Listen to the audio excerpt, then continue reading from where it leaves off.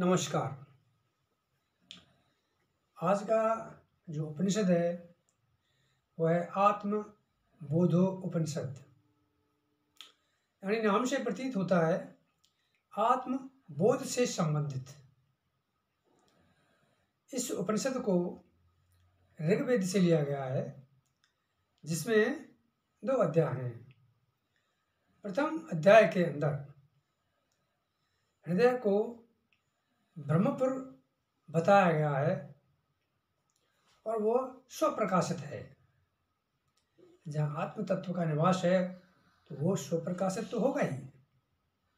आगे बताया गया है कि प्रज्ञा रूप, प्रज्ञा नेत्र वो चेतन हृदय में सर्वत्र निवास करता है। और फिर इसमें आगे भी बताया गया है कि साधक को जब ये ज्ञान हो जाता है कि हृदय में ही सर्वत्र आत्मचेतना व्याप्त है, तो वो साधक अमरलोक में निवास करने का हकदारी हो जाता है। ये सब इसके अंदर बताया गया है। दूसरे अध्याय के अंदर बताया गया है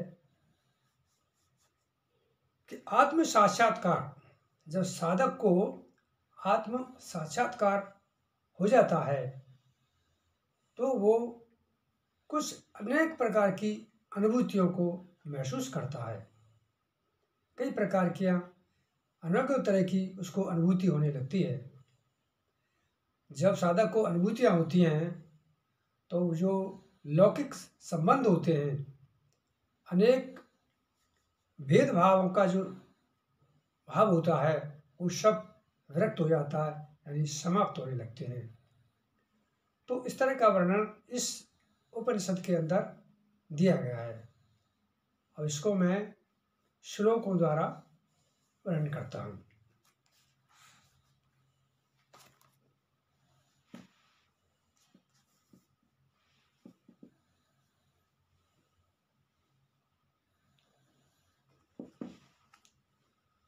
स्वयं अपने आप में आनंद स्वरूप विराट ब्रह्म पुरुष अकार उकार मकार से युक्त यह 3 अक्षरों वाला ओंकार रूप प्रणव का स्वरूप है। इसका जप करने से योगी जन सांसारिक बंधनों से मुक्त हो जाते हैं। शंख चक्र एवं गदा को धारण करने वाले परमात्मा स्वरूप नारायण के लिए नमस्कार है। ओम नमो नारायण नामक इस मंत्र की उपासना करने वाला मनुष्य वैकुंठ धाम को प्राप्त करता है। जो यह हृदय रूपी कमल है वही ब्रह्मपुर है।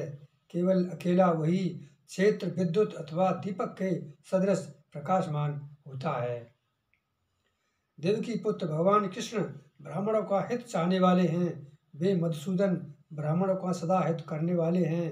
कमल के सदृश नेत्र वाले भगवान विष्णु ब्राह्मणों के शुभचिंतक हैं तथा वे अविनाशी भगवान अच्युत ब्राह्मणों के प्रिय हैं। आगे के श्लोक में बताया है, समस्त भूत प्राणियों में स्थित रहने वाले एकमात्र भगवान नारायण ही कारण रूप विराट पुरुष हैं। वे स्वयं ही कारण रहित पर ब्रह्म हैं। वे प्रणव रूप ओंकार स्वरूप हैं। इस प्रकार से भगवान विष्णु का चिंतन करने वाला शोक और मोह से मुक्त होकर कभी भी दुख को नहीं प्राप्त होता। वह द्वैत भेद बुद्धि वाला और अद्वैत भेद रहित बुद्धि वाला हो जाता है। मृत्यु से वह भयरहित हो जाता है। जो भी व्यक्ति इस ब्रह्म में भेद रखता है वह बार बार मृत्यु को प्राप्त होता है। वह श्रेष्ठ ज्ञानी इस उत्कृष्ट ज्ञान संपन्न आत्मा के रूप में इस लोक से ऊर्ध्वगमन करके उच्च स्थान पर जाकर स्वर्ग लोक में सर्व कामनाओं को प्राप्त करके अमर हो जाता है, जहाँ पर नित्य ज्योति स्थिर रहती है। जिस लोक में सभी प्राणियों की आत्मा के रूप में सेवा होती है, ऐसे उस अमर लोक में आप मुझे स्थान प्रदान करें। इस अविनाशी अमर लोक में कुछ काल के लिए भी रहने वाला जीवन मुक्त होकर अमर तत्व प्राप्त करके विदेह यानी मुक्त होकर कैवल्य पद को प्राप्त कर लेता है। उस ओंकार स्वरूप आत्म तत्व को नमस्कार है।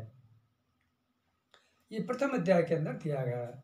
अब जो द्वितीय अध्याय है आत्म साक्षात करने वाले साधक का कथन है इसमें। मैं अतुल दर्शन रूप वस्तु मात्र ही हूँ। मेरा अहंकार नष्ट हो चुका है तथा जगत, ईश्वर एवं जीव जैसे भेद मेरे लिए नष्ट हो गए हैं। मैं साक्ष्य रूप तथा किसी भी तरह की अपेक्षा से रहित हूँ।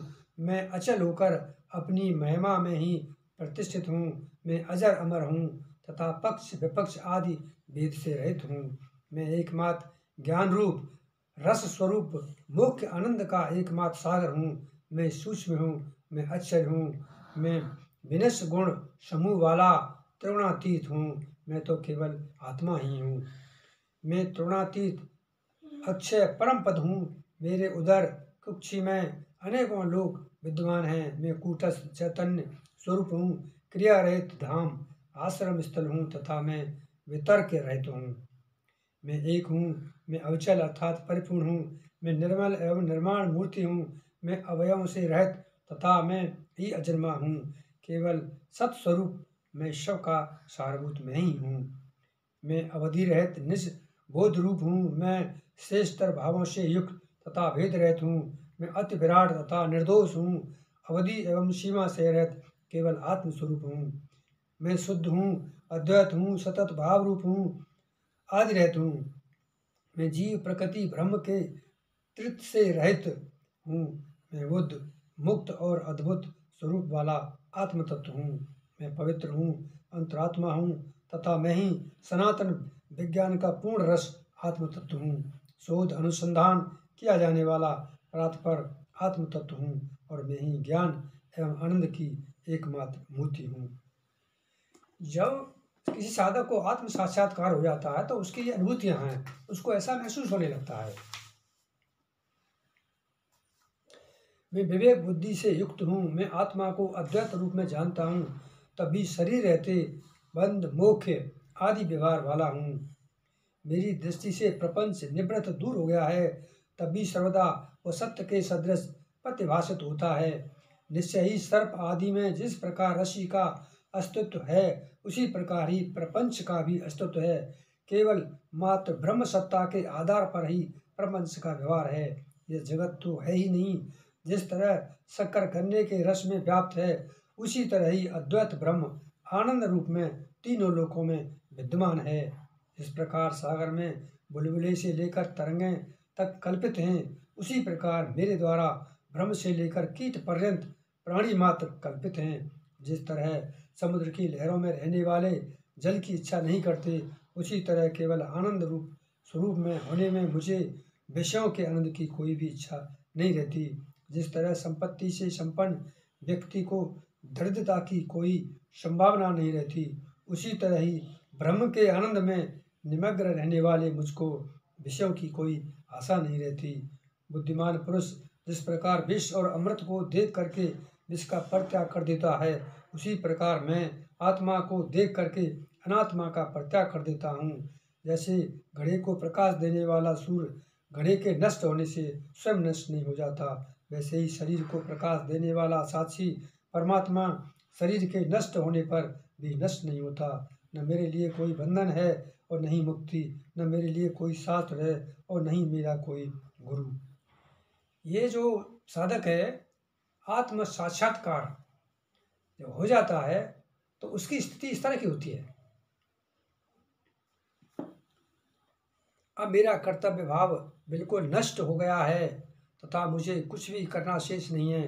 ब्राह्मण कुल गोत्र नाम की सुंदरता एवं जाति का अस्तित्व तो मात्र स्थूल शरीर में ही होता है। मैं तो सूक्ष्म स्थूल पदार्थों से बिल्कुल पृथक हूँ। क्षुधा यानी भूख, पिपासा यानी प्यास, अंधापन, बहरापन, काम क्रोध आदि सभी तरह के धर्म लिंग चिन्ह आदि शरीर में स्थित रहते हैं। मैं तो इस लिंग शरीर से रहित हूँ। मुझमें इनमें से कोई भी विकार नहीं है। जड़ता, प्रियता और आनंद मनाना आदि कारण शरीर के धर्म हैं। अहंकार से लेकर शरीर तक का संसार मेरे अंदर तीनों काल में नहीं है। मैं तो केवल अद्वैत रूप में ही हूँ। मैं चैतन्य स्वरूप हूँ, इसलिए मुझ में जड़ता नहीं है। मैं सत्य स्वरूप हूँ, इस कारण मुझ में झूठ नहीं है। मैं आनंद स्वरूप हूँ। आनंद स्वरूप होने के कारण मुझ में दुख नहीं है। ये सभी जगत प्रपंच तो केवल अज्ञान से ही प्रतिभाषित होते हैं। इस आत्म प्रबोध उपनिषद का जो व्यक्ति कुछ क्षण भी उपासना यानी साक्षात्कार प्राप्त कर लेता है वह पुनः इस संसार में नहीं आता। ऐसी ये उपनिषद रहस्य विद्या है। तो इस उपनिषद के अंदर जो बताया गया है मुख्य रूप से कि साधक जब अपने आत्म स्वरूप का बोध कर लेता है, आत्म साक्षात्कार मतलब होता है आत्म स्वरूप यानी अपने हृदय में सर्वत्र विद्यमान उस चेतना को जानने लगता है, गहराई से जानने लग जाता है, उससे अनुभूति होती है, तो वो साधक ये महसूस करने लगता है कि ये जो भौतिक संसार है मैं इससे परे हूँ।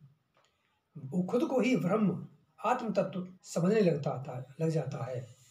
और अनेकों जो आत्म ज्ञान प्राप्त लोग हैं उनका भी कहना है जब उनका आत्मज्ञान हो जाता है तो उनको खुद को इस तरह का फैलाव हो जाता है कि उन्हें कुछ अंतर नहीं दिखाई देता, कोई दूसरे लोगों में और अपने में कुछ अंतर नहीं दिखाई देता, सब कुछ एकता ही दिखाई देती है। तो आज का जो उपनिषद है आत्म साक्षात्कार से संबंधित है और जब आत्म साक्षात्कार हो जाता है तो वो साधक परम लोक यानी अमर लोक को पाने का अधिकारी होता है। तो आज का उपनिषद में यही समाप्त करता हूँ। नमस्कार।